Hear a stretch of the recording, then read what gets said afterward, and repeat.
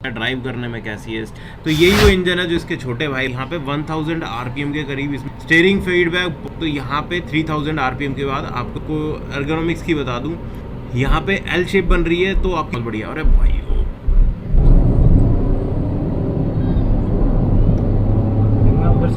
Video शुरू होने से पहले सब्सक्राइब करें और बेल आइकन जरूर दबाएं ऐसे ही अमेजिंग वीडियोस के लिए। दोस्तों स्वागत है आपका अपने चैनल स्पीड 16 में। तो सामने है ब्राउन कलर की टाटा पंच, देखने में लग रही है बहुत ही शानदार। और यहाँ से आप देख सकते हैं बैक व्यू इसका बहुत ही ज़्यादा अपीलिंग है और हम करने वाले हैं आज इसकी टेस्ट ड्राइव। जब भी आपको स्पीड 16 पे टेस्ट ड्राइव मिलती है तो इसका मतलब है वो पूरा बंच मिलता है आपको। जी हाँ, पंच नहीं कह रहा मैं, बंच कह रहा हूँ, पूरा बंच मिलता है। वहाँ पे आपको सारी इन्फॉर्मेशन मिल जाती है, कार कैसी है, सस्पेंशन कैसा है, ड्राइव करने में कैसी है, स्टीयरिंग कैसा है, मतलब हर छोटी से छोटी और बड़ी से बड़ी चीज़ आपको वीडियो में मिलने वाली है। तो सबसे पहले क्या करना है, आपको सब्सक्राइब कर लेना है चैनल को, ताकि ऐसे सारे वीडियोज़ आपको मिलते रहें आगे भी।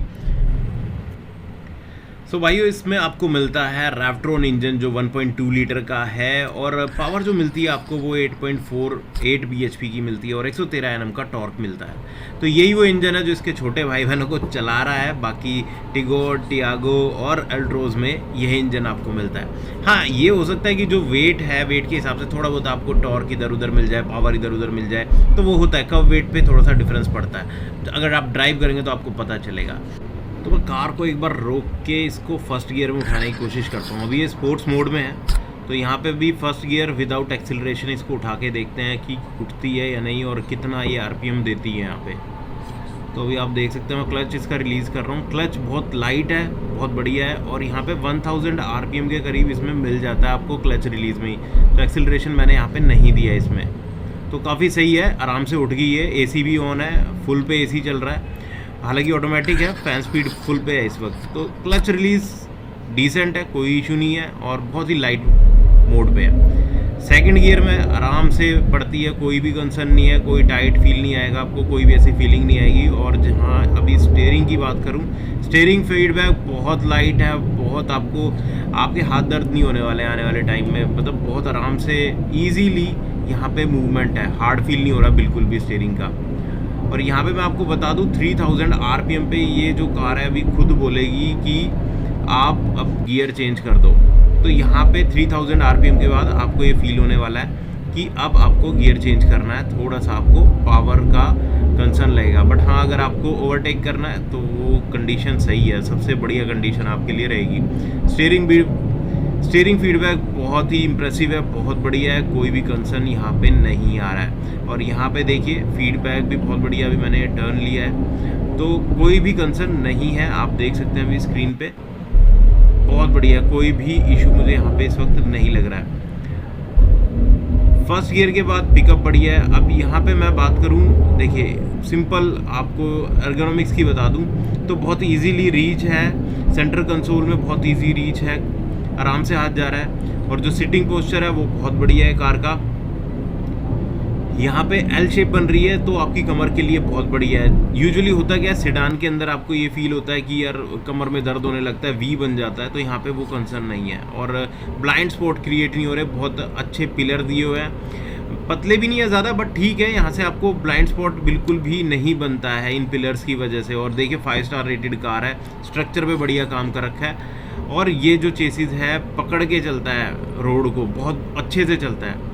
चलो अभी सेकंड गियर में अभी आपको डाल के दिखाता हूँ। अभी कार रोक ली है मैंने कि कितनी उठती है ये। तो यहाँ पे एक्सिलरेशन नहीं दे रहा मैं, बिना एक्सिलरेशन के उठा रहा हूँ यहाँ पे, तो उठ गई, कोई भी कंसर्न नहीं है, आप देख लो। अब एक्सिलरेट करा है मैंने तो सही है, बिल्कुल कोई भी कंसर्न नहीं है, पावर अच्छी मिल रही है, टॉर्क अच्छा मिल रहा है आपको यहाँ से कार के अंदर। अभी आगे आपको ब्रेक टेस्ट भी दिखाऊंगा, 100 km/h की स्पीड पे इसका ब्रेक कैसे काम करता है, स्टेबल है या नहीं, कोई रोल ओवर तो नहीं है इस कार के अंदर। सो वेट करो। एर्गोनॉमिक्स बढ़िया है, देखो अभी मैं यहाँ पे एडजस्ट कर रहा हूँ, इजी रीच है, मतलब आप पावर विंडो की बात करूँ आराम से आपका हाथ जाता है राइट हैंड साइड बहुत इजीली। वहाँ पे ड्राइव करने में कोई भी कंसर्न नहीं आता जिस वक्त आप कोई भी एडजस्टमेंट कर रहे हो इंफोटेनमेंट के अंदर। खैर इंफोटेनमेंट के अंदर तो आपको कुछ करना ही नहीं है, स्टीयरिंग पे कंट्रोल आपको मिले हुए हैं, तो बहुत बढ़िया फीडबैक है। बोनट अच्छा खासा विजिबल है। और यहाँ पे बात करूँ जो पंच है कार के अंदर, कार पंच है, मुझे पता है आप यही बोलोगे, कार पंच है।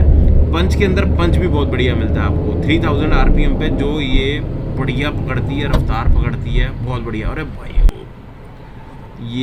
ये जब भी आपके सामने आ जाए ना भाई, तो थोड़ा सा सतर्क हो जाओ, ब्रेक मार लो पहले ही, नहीं तो यार देखो कोई भी जीव होता है, कोई भी जो बेजुबान जानवर है उसका ख्याल करना बहुत ज़रूरी है। तो पहले ही ब्रेक कर लो अगर ये सामने से लग रहा है आपको आ रहे हैं कोई भी इस तरीके का। तो यार ये क्या रास्ता आ गया, यहाँ पे तो मैं आया नहीं पहले कभी। चलो एक बार मोड़ दो भाई, सॉरी। तो यहाँ पे बेसिकली यार कच्चा रोड आ गया, ये क्या है समझ नहीं आ रहा। यहाँ पे मैं इस रास्ते पे आया नहीं पहले कभी। चलो इसको एक बार यू टर्न ले लेते हैं, और यू टर्न इसमें 5.1 का रेडियस आपको मिलता है जब आप टर्न करते हैं, काटते हैं। और यहाँ पे देखिए स्टीयरिंग, देखो मुझे आदत पड़ी हुई है मारुति सुजुकी के स्टीयरिंग की, तो मैं खुद घुमाने लगता हूँ, पर आपको भी दिखाऊंगा ये किस तरीके से अपनी पोजीशन पे वापस आता है या नहीं। यार ये मत कहना यार मारुति सुजुकी को ले आते हो हर जगह, बट वो स्टीयरिंग का थोड़ा सा कंसर्न रहता ही है उसके अंदर। चलो अब स्टीयरिंग छोड़ के देखता हूँ मैं कि स्टीयरिंग अपनी पोजीशन पे वापस आएगा या नहीं। ये इसीलिए दोबारा घुमाई है मैंने, ये लो जी आ गया, कोई भी दिक्कत नहीं है। स्टीयरिंग स्मूथ है, बढ़िया एकदम मक्खन की तरह घूम रहा है यहाँ पे। तो कार बिल्कुल पकड़ के चल रही है, बढ़िया है एकदम। सस्पेंशन की बात करूँ तो सस्पेंशन ठीक है। देखो मैं कंपेयर करूँ मारुति सुजुकी से तो मुझे थोड़ा सा ये मेरा ओपिनियन हो सकता है किसी का डिफ़र करे, पर मारुति सुजुकी के सस्पेंशन ज़्यादा बेटर लगते हैं मुझे। यहाँ पे थोड़ी सी हार्ड फीलिंग आती है, देखो हार्ड फीलिंग है, तो सस्पेंशन लंबे चलने वाले हैं, तो थोड़ा सा वो डैम्पिंग को लेके आपका ध्यान रखा गया है। अब इंफोटेनमेंट की बात करूँ, आवाज़ की बात करूँ, स्पीकर की, तो यहाँ पे स्पीकर ठीक है, मतलब ज़्यादा तेज़ लाउड वॉइस करोगे तो आपको कानों में चुभती है ये, तो डैम्पिंग वगैरह आपको प्रॉपर करवानी पड़ेगी अगर सही से इसका फील लेना है। हरमन का साउंड सिस्टम है तो अच्छा है, बट थोड़ा सा चुभता है जब लाउड स्पीकर पे आप जब लाउड साउंड पे इसको सुनते हो तो थोड़ा सा ये चुभने लगता है, बट डैम्पिंग के बाद ठीक हो जाएगा। चलो अभी रोक के मैं एक बार कैमरा सेट कर लेता हूँ, क्योंकि अब फर्स्ट अटेम्प्ट करेंगे एक बार ब्रेकिंग का, अगर यहाँ पे हमें स्पीड मिल पाई वो।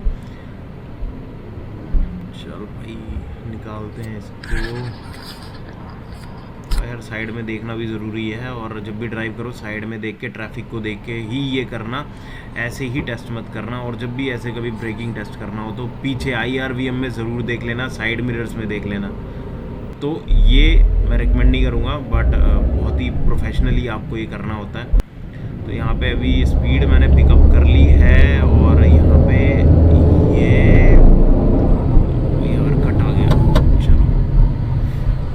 75 पे आई है, और ABS का कोई साउंड नहीं था, तो ब्रेक अभी उस हिसाब से लगे नहीं है। बट यहाँ पे जितनी ब्रेकिंग हुई है 75 km/h की स्पीड पे, वो सफिशिएंट था, और यहाँ पे बड़ी स्टेबल थी कार, बिल्कुल भी उसने बबलिंग नहीं करी, ABS का कोई साउंड नहीं आया।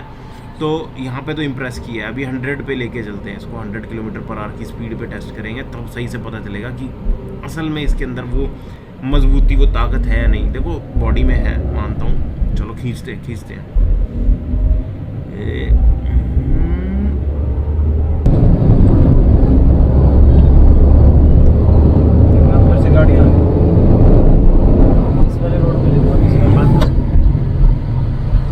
सो भाई ABS की साउंड आपको शायद सुनी होगी, 3 बार आई है, और बहुत ही स्टेबल थी कार। जब ब्रेक लगे और रुक गई, मैंने बिल्कुल रोकी नहीं क्योंकि पीछे एक ट्रैफिक आ रहा था, तो मैंने उसको स्पीड कंटिन्यू कर दी, बट बहुत आराम से कार रुकी है, कोई भी प्रॉब्लम नहीं आई कार के अंदर।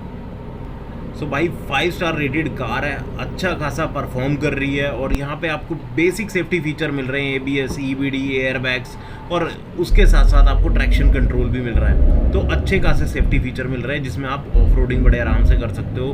देखो ऑफ रोडिंग का मतलब ये मत समझ लेना कि थार से कंपेयर कर रहा हूँ, ये कह रहा हूँ इस प्राइस रेंज में इससे भी आप ऑफ रोडिंग कर सकते हो। दूसरा ये बता रहा हूँ आपको कि ग्राउंड क्लियरेंस इसका ऐसा है जो आपको सपोर्ट करेगा ऑफ रोडिंग के अंदर। देखो आपको कॉम्पिटिटिव प्राइस रेंज में एक SUV मिल जाती है। देखो थोड़ा कॉम्पैक्ट SUV भी, इसका जो लेंथ है वो कम है, मैं मानता हूँ, बट आपको एक फील आएगी अंदर बैठ के, वो जो ग्राउंड क्लियरेंस है उसकी वजह से, और थोड़ा सा कॉम्पैक्ट भी है। जैसे सिटी में अगर आप चला रहे हो तो इजीली ट्रैफिक के अंदर इधर उधर कट मार लो, निकल जाएगी, कोई भी इशू नहीं होने वाला है। तो अगर आप कुछ इस तरीके की कार सोच रहे हैं जो ईजिली आप ट्रैफिक में निकाल सकें, और एक एसयूवी वाली फीलिंग हो तो ये बेस्ट कार है, अच्छा परफॉर्मेंस देती है, ड्राइव करते हुए भी मैं इम्प्रेस हुआ हूँ इस कार से। सो गाइज, अगर वीडियो आपको अच्छा लगा तो प्लीज़ लाइक ज़रूर करें, सब्सक्राइब करें और बेल आइकन ज़रूर दबाएं। थैंक यू, धन्यवाद, जय हिंद जय भारत। सब्सक्राइब करें स्पीड 16 चैनल को और बेल आइकन ज़रूर दबाएं ऐसे ही अमेजिंग वीडियोज़ के लिए। Thanks for watching.